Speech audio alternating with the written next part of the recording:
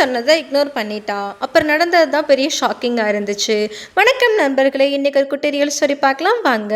சில நேரத்தில் நம்ம மனசுக்குள்ளே ஒரு வாய்ஸ் கேட்கும், இதை பண்ணாதன்னு. ஆனால் நம்ம அதை இக்னோர் பண்ணிடுவோம்.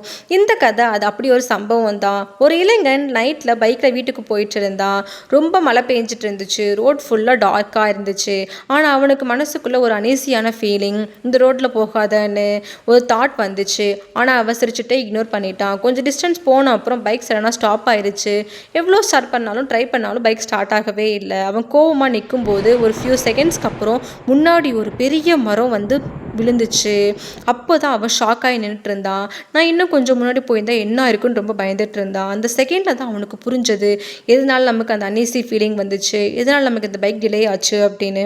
இதெல்லாம் முருகன் கொடுத்த வார்னிங் தான் புரிஞ்சுக்கிட்டான். அவன் அப்படியே ஸ்கையை பார்த்து தேங்க்ஸ் முருகான்னு சொன்னான். நண்பர்களே, சில நேரத்தில் நம்ம மனசுக்குள்ளே வர வார்னிங் எல்லாம் ஒரு டிவைன் சிக்னலாக கூட இருக்கலாம். அது இக்னோர் பண்ணவே கூடாது. முருகன் நம்பி இருங்க, அவர் கண்டிப்பாக உங்களை காப்பாற்றுவார். இந்த வீடியோ பிடிச்சிருந்தா லைக் பண்ணி சப்ஸ்கிரைப் பண்ணிக்கோங்க. இன்னும் எப்படி கூஸ்பம்ப் கதையை ஷேர் பண்ணுறேன். நம்ம நெக்ஸ்ட் வீடியோவில் பார்க்கலாம். பாய்.